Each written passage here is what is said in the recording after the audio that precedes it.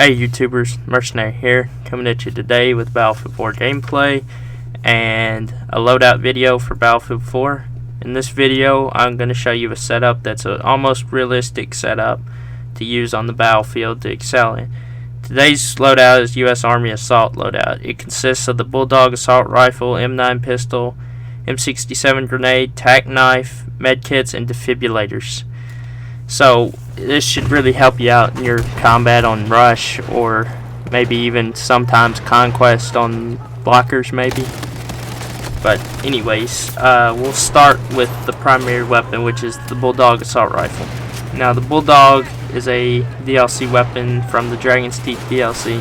If you don't have it, you won't be able to get the weapon, but in order to own this weapon, you gotta have the assignment Lions and Tigers and Bears completed. Now, I don't remember every detail of it, but I remember that it was really simple. So if you get the opportunity to complete it as soon as possible, so that way you can use this weapon to its full potential. The Bulldog has a max damage of 33, and that's at close quarters, excuse me. And it has a 24 minimum damage model at 61 meters. So it's more likely to be used in a close combat situation or medium. So don't expect to completely use it at long range. You can, but it's not really easy to use for longer ranges because there's a high recoil pattern when it comes down to it. So you got to learn to trigger control the weapon. It does have an improved hip fire accuracy and movement speed compared to most other assault rifles. So that means you could kill somebody faster with, say, probably an AEK or an ACE if you get the drop on them first. It shares a similar damage model to the Scar H. Scar H is different though in the sense of the range that damages any player. Basically, the Scar's damage model sets it up to be at a medium to long range engagement with minimum recoil. Well, I shouldn't say minimum, but minimum to moderate recoil. The difference between the two also is the magazine size. The magazine size for the Bulldog is only 20 rounds, so you gotta watch how you use the ammo and be sure to conserve it. While with the Scar H, it's a 30 round mag, so you'll have a better opportunity to kill with 30 rounds than you will 20 sometimes. But as long as you use trigger control and tap fire a little bit like in the video, you'll be fine. You'll be able to get those kills, and that kill trade was not very pleasant either. Now, I would say overall the Bulldog is pretty deadly, but you gotta use it in close quarters to medium range type engagements. So don't, as I've said previously, don't expect to get high amount of kills at long distance. And the small mag is a drawback, but if you use it properly, you'll be fine. And I have two different setups for the Bulldog. You could use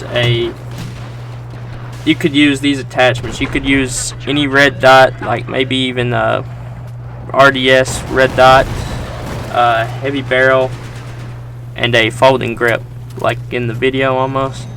But what I'm using instead is a Coyote and I believe a muzzle brake. So that should help with your recoil as much as possible. As long as you use those loadout setups, you'll be okay with the Bulldog, and I'm pretty certain you can achieve these kills.